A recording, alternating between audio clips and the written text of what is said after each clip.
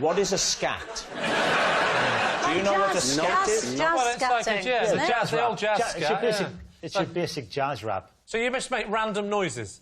Can we have a scenario now? Right? Is it That's a very negative view of music, Isn't it? Lee. That's jazz, though. Fair enough. So if I'm the doctor, what would annoy you if I was a doctor? If you kept me waiting for too long, and then say you come into the reception room and I thought I was next, right? And I went to get up, and then you picked somebody else, right? For example. Okay. Well, imagine that scenario. Okay. So I walk in. You think I'm going to see, and I go, Mr. Bryden, we've got the results of your test. And I go, oh, for the when you're in the finish, Wow. It's an STD.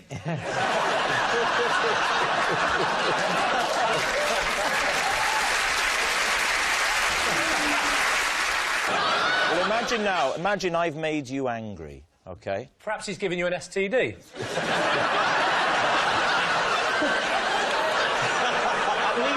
At least have the decency to say I've given it to him via his wife.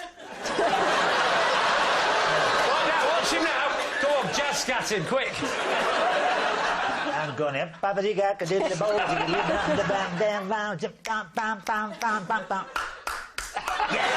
Yeah. But she only offered up one straw. If I had a resentment against an ex-lover, right, I could give you a short list off the top of my head. Even that was a bit scatty. Waking up and seeing her in bed with the milkman. And do you go out a lot with Mary in your spare time? No, because it looked like she let me win, so we can't really publicly What, say... you mean that, the bake-off? Yeah, it would just look awful, wouldn't it? That look at her having a great time with the Winroof. Did she let you win? No. Because it's hard to tell when you're watching on telly. You don't know how dry the cake is. Yes, she did. I can't wait. No, it's true, though, isn't it? You never quite know that you have to trust Hollywood and Berry. I mean, they could be just going, say she's the winner, she'll take us bowling. Did you and Mary together get a lot of hassle from other people in the bowling alley? We picked a good time when it was quite quiet, so... What time is that? It's kind of between 4 and 6. In the morning? No. Although... This is Michael. Together, we helped free a donkey that had trapped itself in the cubicle of a seaside toilet. So there we have it. Is Michael... As a young boy, as one of my friends. And then, fast forward to 1982. I go to the World Cup in Spain. There was Michael, Billy the Pigeon... Gentle Kent. Billy the Pigeon? Gentle Kent, yeah. Why is he called Billy the Pigeon? Always found his way home. No, he's a pigeon.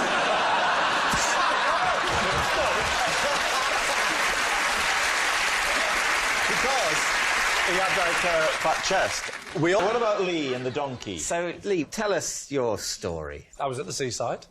I went to... Whereabouts? Blackpool. When was this? This was last year, believe it or not. Last year? Only last year since the last series and why it hasn't cropped up so far. Fair enough, yeah.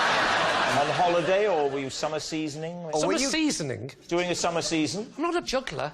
What sort of loos are these? Public toilets on Blackpool seafront. So you go into the loo... I go into the loo to use the toilet. Where's the donkey? The donkey is in the cubicle. The door was shut, and I did that thing where I looked underneath, and I just saw...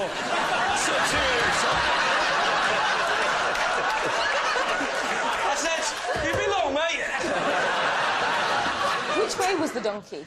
Which way? Which way in was he? He was actually facing outwards, so the bottom was stuck in the cubicle, and the head was sticking out the front. So he reversed in, did he? No, he didn't reverse in. The toilet reversed up to him.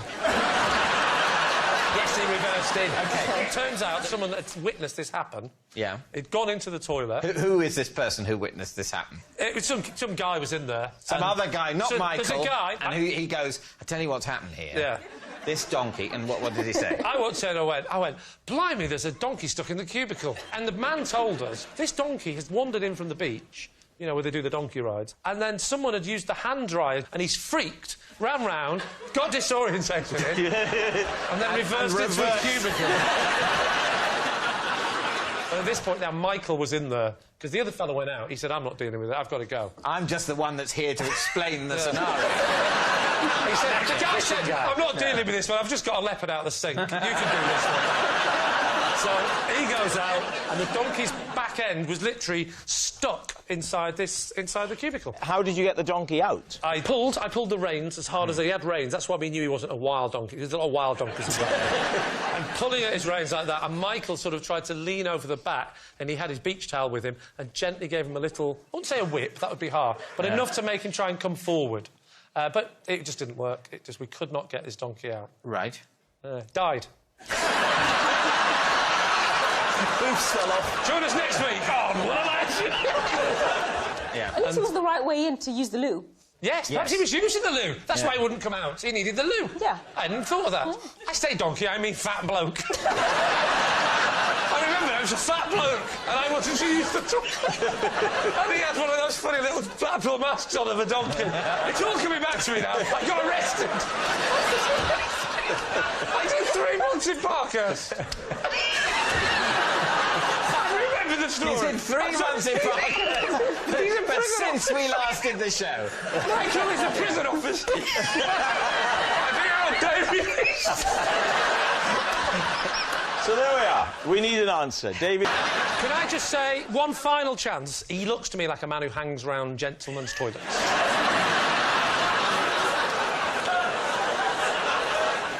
I've recently got into baking, and here's a cake I made yesterday, especially for David. Oh. Oh, it ain't bad, is it? Let's have a proper look at that cake. Wow. That is uncanny. It's got all of my thousands of teeth. Why... OK, so, talk us through what's gone into making that cake. Well, what do you want to know first? How you made it. OK. Right, first of all, I made the cake bit. Let's call it the cake bit, right? You made the sponge. That's the word. I made the sponge How first. do you make a sponge? How don't you make a sponge? How do you make a sponge? Now, let's do how don't you make a sponge. OK, what you do is you get your eggs and your flour. Of course. And then... How many eggs for a sponge of that size? I would say for that size, the bottom bit... Or David's the other bit, bottom. really, they're the same size. Oh, no, they're not. They're not, David. Your bottom is a lot bigger than your top are. For the bottom, I use about... I would say I use about 6 eggs for the bottom. Nadia, 6 eggs for the bottom, yes or no? So 12 eggs altogether. No. Yes. No. Yes. I didn't say how I'd made the top sponge. What temperature did you bake it at? The room was room temperature at the time. I preheated the oven at 180 degrees because it's fan-assisted, so I knocked off 10% for that. Oh, right. Does that sound right, Nadia? Almost convincing. Yeah. Wow. You knocked off 10%. You always do knock off 10% if it's fan-assisted. I'm just going to have a little lick of your moustache, David.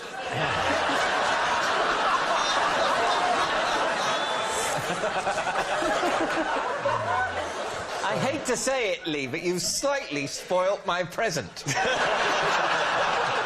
Wait till you eat it and you pass out and wake up in my cellar. So, 6 eggs per sponge. No. 3 eggs per top half and bottom half. OK. All right. How long do you leave that sponge in? I would say... What I tend to do is I don't do it the traditional way of timing it. I keep a good eye on it, and I wait till it's sponge-like and take it out. OK. It takes about... I'd say it took me about... Half an hour, 40 Nadia? minutes. I mean, unless you bake, you don't know when you've got a fan-assisted oven. It's difficult, isn't it?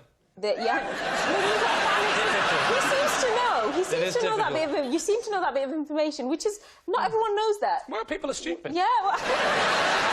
Let's go to the centrepiece, the crowning triumph, which is the wonderful visual depiction of David. How did you approach bringing him so vividly to life? Well... Talk us through that. Well, I started off... I tried to do you. Here we go. But that came out very bitter. Yes? There you go. And then Bob. How would you describe the flavour, Diane? I won't be insulted. It's very dry. Well, it wasn't dry when I made it last week. David, would you like... I think... This is cutting your eye You know, often on this show you say I don't see things from your point of view. Well, let's...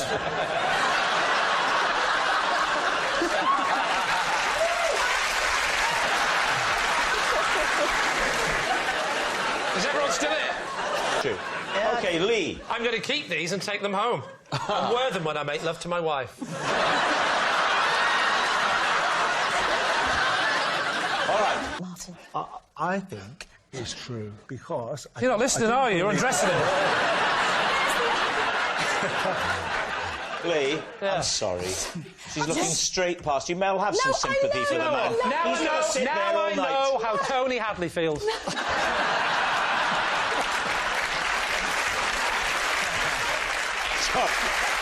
So Dad would say, for example, black bean with chop suey, something like that. Black bean. Was your dad the fella from Sesame Street? One pork balls. Two lovely pork balls. But David, they did it a lot. They did it a lot. Repetition, eh? Repetition. So I knew the menu back to front because they had to do it so Well, often. that's just Chinese. It would be that way, no, wouldn't it? Yeah, I agree.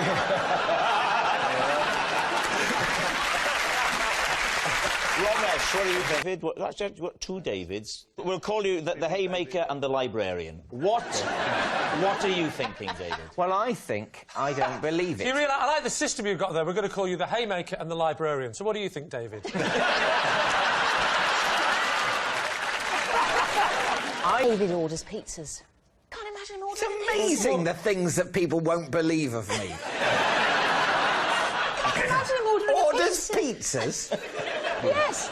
Well, what else? Does. Well, what else would he do in a situation where he needs food quickly? I think he'd order some sort of Roman feast or a Tudor meal. I agree, but those sort of shops have been closing down at quite a speed recently.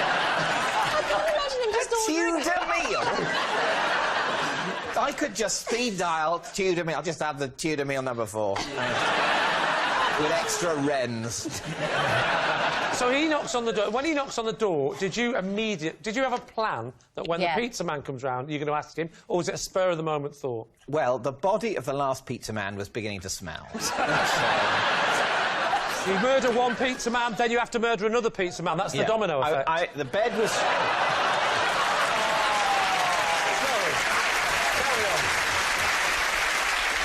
In a one-sided fight, or Romesh... I mean this in the nicest possible way, Romesh, but your face doesn't scream accommodating.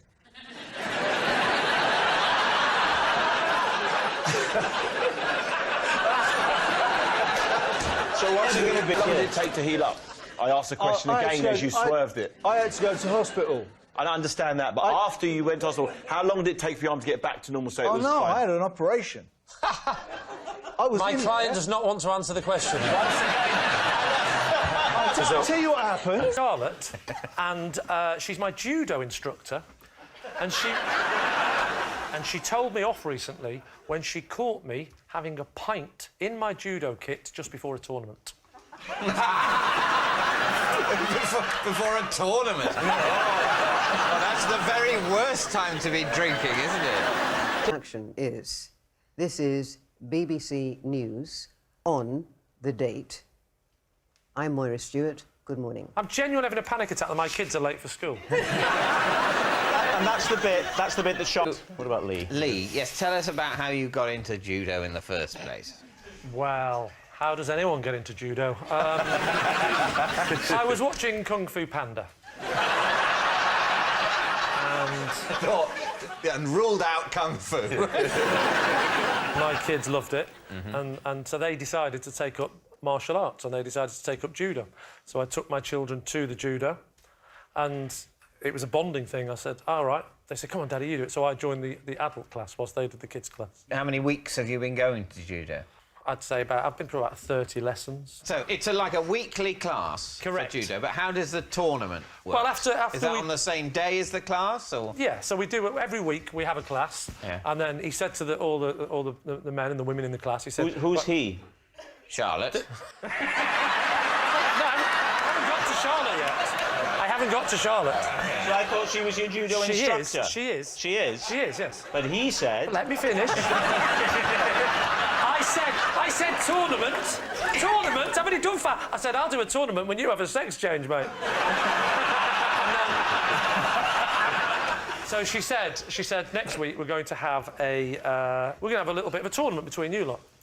So I thought it was just all a bit of fun, so I turned up the following week, ready for my tournament, and I got there a bit early, dropped the kids off, but the adult class starts a bit later, and I saw the pub, went over, and I was chatting with the other bloke, who's one of the dads. All right, so you're both in your judo gear? Yes. What's the name for that? I call it the white dressing gown. And she's come bowling in. So she's come bowling in. I said, bowling's next door. Why is she in the pub? Because she's looking for us, and we've gone on a bit late. Oh, you've got... Yeah, right. well, actually, what actually happened was we were a bit late. Yeah, what did actually happen? She's walking past the pub. We were actually at the bar, sort of looking out the window, having a pint and a chat, and we literally saw someone just sort of walk past and go... and then come in the pub and tell us off. Because used to being the, the star pupils, obviously, you know, you was going to... That's not how it works in martial arts, Stanley. Not just the star pupils get respect. Ah. Everyone is equal. And what's your favourite move in judo? Because judo is full of a wide variety of stances, and what's the one that really gets Lee thinking, this is You for had to me? narrow it down to your favourite 6 or 7. I think it's probably teppanyaki. Sorry? That's a starter dish, isn't it? Well, that's the funny thing. All judo moves are named after dishes. I did the sushi, the teriyaki, and the weird one you're not going to believe, the pot noodle. If you wanted to demonstrate any moves, the floor is yours. Oh, if you feel that would help prove your point. So, well, what you do is, I mean, what would you like to see? Well, first of all, your opening stance. OK.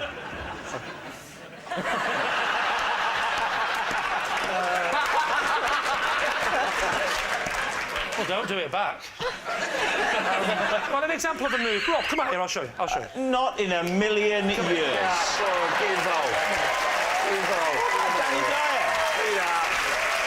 You started it. You started this, Rob. Do you remember a minute ago when you said, get out there? You're regretting that, aren't you, Rob? Right, stand How there. well have you taught him? Stand there. Right. So what you do, the first move you'll do... Bow to him, Rob, for God's sake, or he'll kill you. Not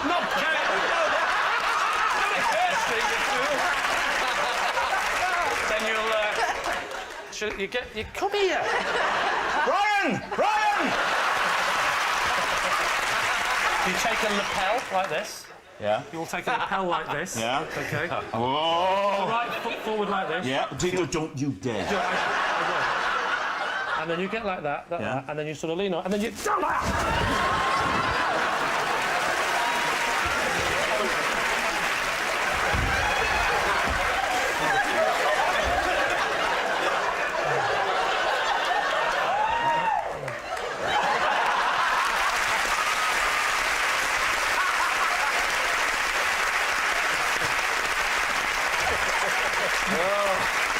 Sorry, Rob.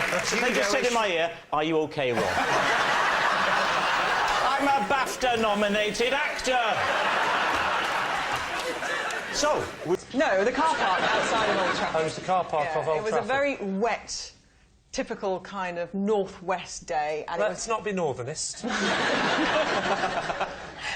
I'm sure it's true. You think it's true? I don't think it's true. Sorry. I just have this feeling deep inside that Alan Hansen and Mark Lawrenson don't speak to Gabby.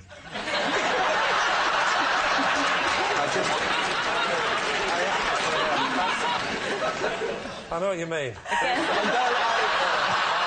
I've been swayed now. Since I don't know who any of these people are, maybe you should... Start with, who do you want to start with? Steve? Yeah. So, just remind us again, because I'm confused with the words. So he gave me a trophy after I rode 2 miles down a river on an inflatable rhinoceros. What a man.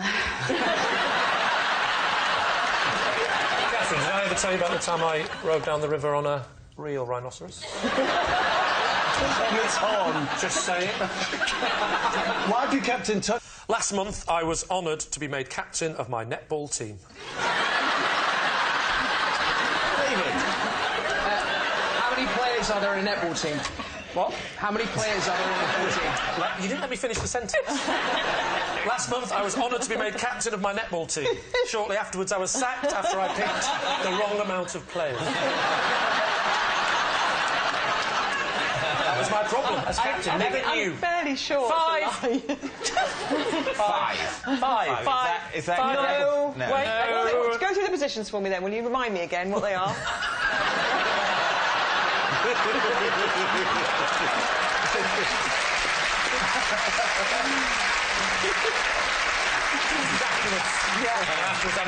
You play with 2 less than most other teams. That's why we were so good. I'll tell you what it was. There was quite a lot of players, and I was as captain. I was getting people on and off all the time.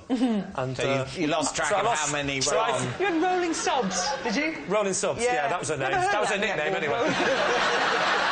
She waddled on like that. So, come on, let her have a go on rolling subs. She got the nickname because she'd eat too many Subway sandwiches. What's the name of the team? Well, I go by their initials. One was called GK. One was... What's the name of the overall team? Yeah, that's what was on their overalls.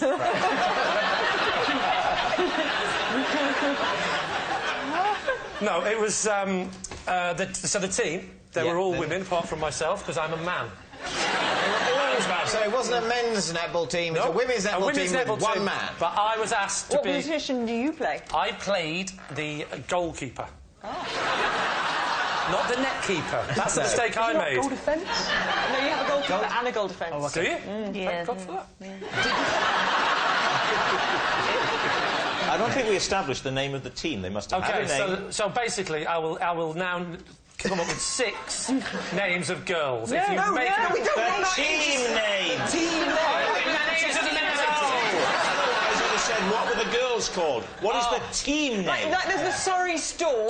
So were these the Leeds ladies? Yeah, I got it. It was the Surrey Storm. It wasn't. That would be too much of a coincidence. It was. Isha Ladies. Isha Ladies. I was very strict about how we changed the name to Isha. This is a curious turn of events. How did it come about? My wife is in the team. So are you, remember? Well, I was in it for a short period of time, I think you'll find, because this was only last month, so I've only just joined it. But you've been immediately made captain. Listen, the first day I turned up here, I was made captain. What's the difference? Some of us just have a present. I genuinely am not allowed on boats anymore because people keep pushing me at the front and saying, So you're allowed to have 1, 2, 3... Could you have 7 men playing in the Ladies' League? No, you're thinking of the Men's League. In this Ladies' League, how many men are permissible per team? Usually, under normal circumstances, 0. Right. But they made an exception. Did they not notice you were a man? The team loses every single week. And they've become a bit of a joke in the Surrey's Ladies' League. So I turned up, they were a player short, and they said, look, you know you're going to lose, you always lose. Why, is there any chance at all we can just have my husband playing as well? I went on, and I wouldn't have got on, but Rolling Subs was feeling a bit sick. She had 5 that day, she was shoveling her in. You got to lay, I'm having another one. And so I went on, and they said, it was a little bit of a token thing, they said, let's make him captain because of his large hands. Captain Large Hands, they called it. So what are you thinking, David? Is this true? What do you think? It sounds remarkably untrue. Do you think it happened? No, I don't think it happened I don't think it happened. You're going to say it's a lie? All right. Goalkeeper, truth or lie? This is, in fact, a lie. It's not quite as good because they always smell a bit musty and have an air of dead people. But I like the idea. Yeah. Did you get that from eBay? Was that you? So what are we saying, Alex? You saw a clutch bag, you were miming putting the clutch bag under your arm to get into it, and then you pressed canoe by accident. In fact, in the modern computer, £32. You're tracking the bag. I think it's a good time to go to bed. Yeah. Leave it. Next morning. Yeah. Email on the laptop. Congratulations, your bid was successful. You have bought a second-hand red canoe. It's quite a jump, isn't it? Yeah. Do you think that's a terrible story? There's some fella... Yeah. whose boat was going down. He says, don't worry, I've got this covered. Trying to squeeze a family of 5 into a vintage handbag. So you emailed the canoe. Lee, OK, remind us. So this is Mary. And when she was pining for her owners, I stayed up with her all night and comforted her with a song. Aww. Where were you, and why were you with Mary, and why was Mary not with her owners? My next-door neighbours, they went away to a wedding, a human wedding, I don't know if you've heard of them. and they asked me and my wife to look after little Mary. So the dog came round to your house? Well, no, we picked him up because he doesn't know the way. OK. And so, is Mary male? You always call him a he, yeah. What? Do you always call Mary he? Well, yeah, no, sorry, she. Yeah. Sorry, I was getting this up. My husband Tara sorts it all out. So, what happened then? My wife went to bed and the kids were asleep, so it's just me and Mary. You know, I was watching the TV and she was fine, she was happy just sort of lying in front of the fire. And then, suddenly, it started. What? The programme, it was brilliant. The pining.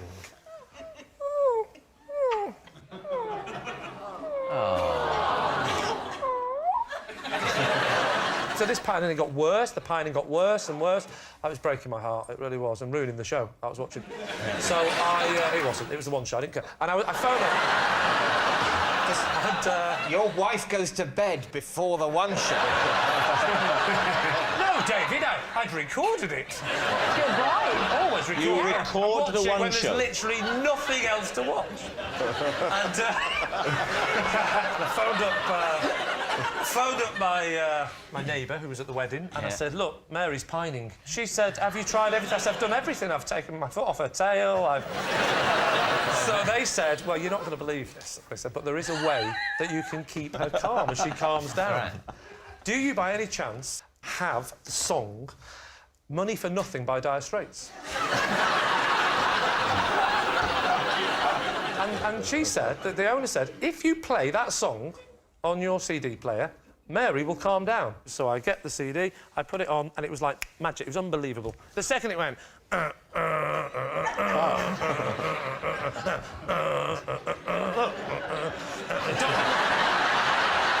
I just say, you won't be needing any more biscuits, I'll take it from here.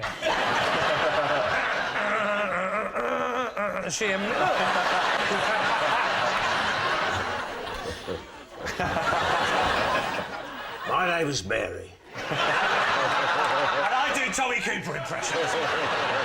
I'm doing a dog. I'm sorry. That's not good, is it? You are genuinely... I'm not just saying, you look at that, you are genuinely to scale as if you were a jockey on a horse.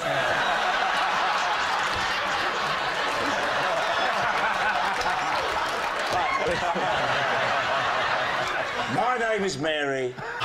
Which brings us to our final round, quick-fire lies. And we start with... It's Lee.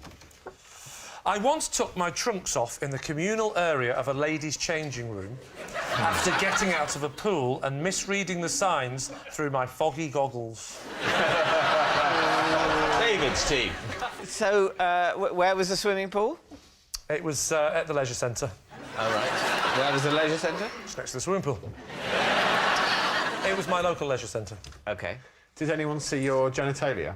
4 people looked, but no one saw it.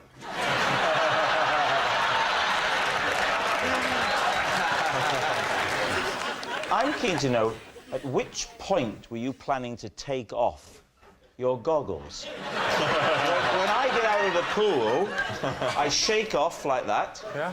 I turn back, let them have a nice look, and then I put the goggles up. There's no way you'd keep your goggles on for the walk. Well, I am short-sighted, and they are prescription goggles, and I wouldn't have been able to. So you were going to wear them home?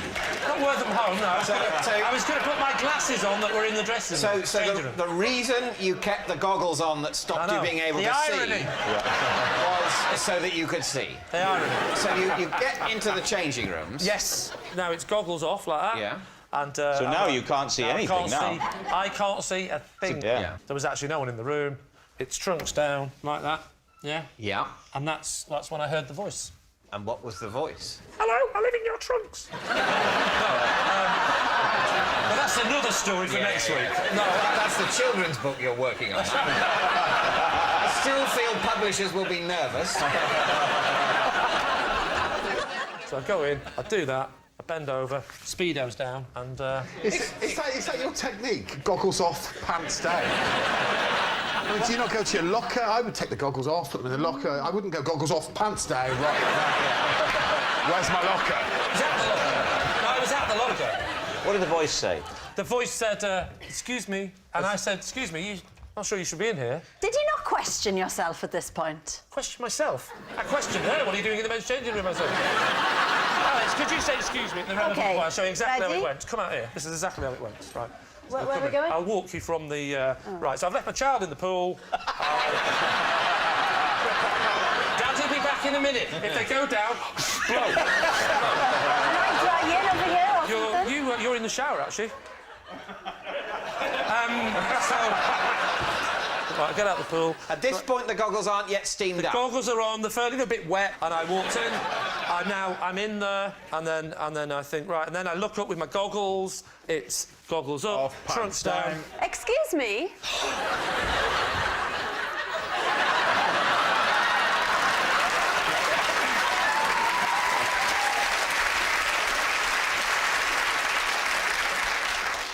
You're that woman from the One Show. This is the ladies. Get out, you pervert. I think you'll find this is the men's changing room.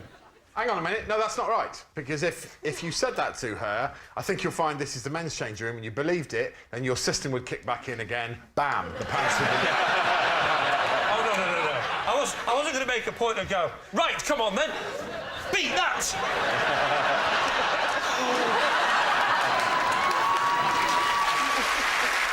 So then the woman said to me, she said, excuse me, I panicked, and I said, I said, excuse me, this is the men's. She says, no, this is the women's. And I thought, for a minute, I thought she was wrong. And then I thought, oh, my God, she might be right. And then another woman came in, and then a third woman. But I'm so argumentative, it wasn't until the fourth woman came in that I considered that I'd made a mistake. So what do you think?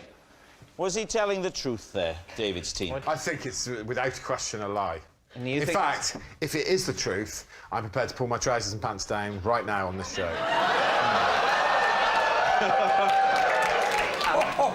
I'm not comfortable with that sort of forfeit becoming part of the format of this game. So you are willing to say that you are willing to drop your trousers if this is true? Yeah. Can we get you some goggles as well? I don't need them. My eyes will be closed. Well, I think we're saying it's a lie. Yes. I'd like to say that I'm not willing to do anything at all if we happen to be wrong. So you're all saying... It's only a game, for God's sake. So you say it's a lie? OK. Lee, was it the truth or was it a lie?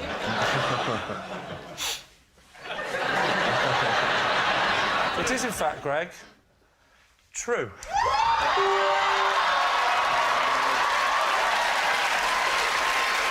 Can I just say that I just whispered, could you change it? Because it was, in fact, a lie.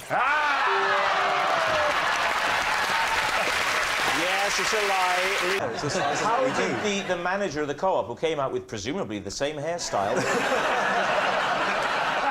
how did he react? Maybe Alan tried to blame Wally, pointed, but there was like 20, 30 blokes, and you had to work out where Wally was.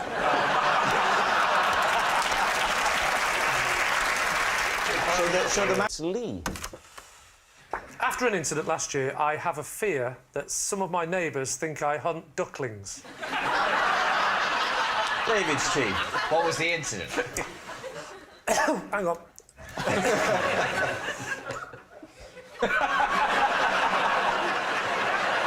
Got it. So, I live by a river. Yeah. That much is true. We know it's true because we both enjoyed an evening, one of his evenings at his house. We have indeed. Do you remember it, David, don't you? Because you and Rob both left, and then 10 minutes later, you snuck back, didn't you?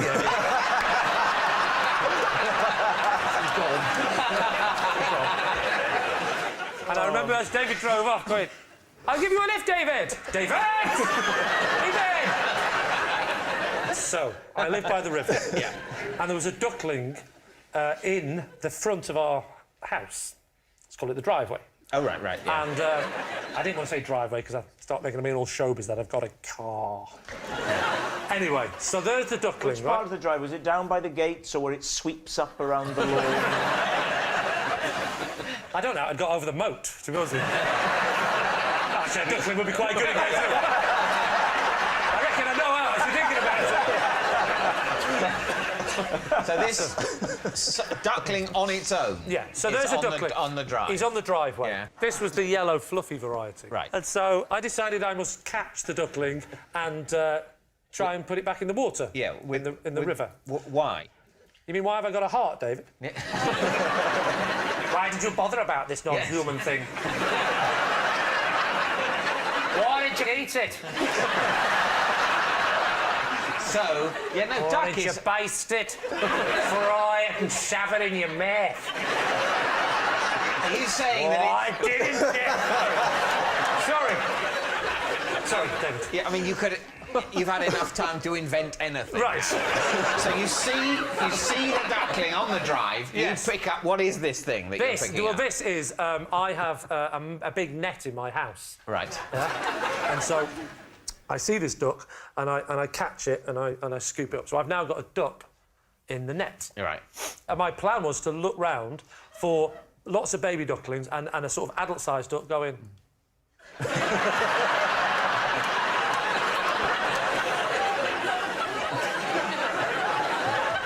That was my plan. Right. You did say the duckling was yellow. Did I? Yeah, what colour are the ducks on the river? Uh-oh. What? Can we go into conference for a moment? Because the ducks on the river are almost certainly mallards. Yes. And their ducklings are not yellow. Yeah, but this wasn't complete. This wasn't a pure. I don't mallard. care. Wrong. Now, one of the most important things not to do with ducklings when you find them in the spring is to touch them or handle them at all. Because the mother will reject them. Yes. I didn't handle him, I netted him. Do you know why I didn't handle him? Because the mother would have rejected it.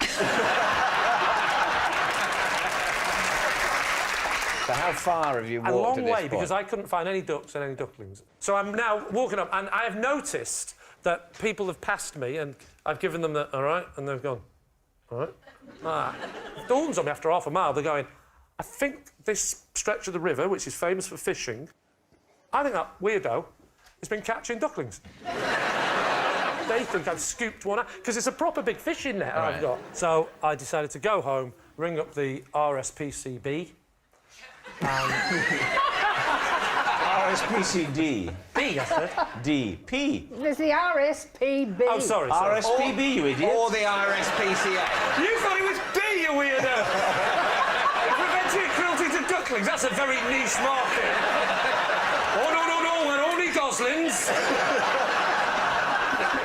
So what do you think, David? Is he telling the truth? I should point out that we did find out that it was goose. So it was a bright yellow gosling. It was bright yellow, and I thought it was a duckling, and it turned out to be Goslings a are bright yellow. Oh. Are they? OK, what do you think?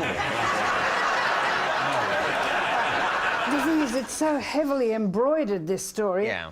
But I think it's substantially true. Alan? Well, throughout the story, I thought it was a complete nonsense. Yes, I did throughout. But then there was something about him saying they came back and they said actually it was a baby goose, and it having been yellow. That's tipped me into thinking it might be true. I'm going to say true. True? Yeah. OK. Lee, truth or lie? It is, in fact, true. It's Jermaine. The night before the biggest game of my career, a teammate woke me up by practicing his trumpet. Nobby Solano, who's from Peru. What was he playing? I can't help thinking, if someone wakes you up playing a trumpet in your ear, you don't go, oh, what is that? Is that... no, don't tell me, carry on playing. I get this. It was something like, you know, them Mexican kind of food adverts, like...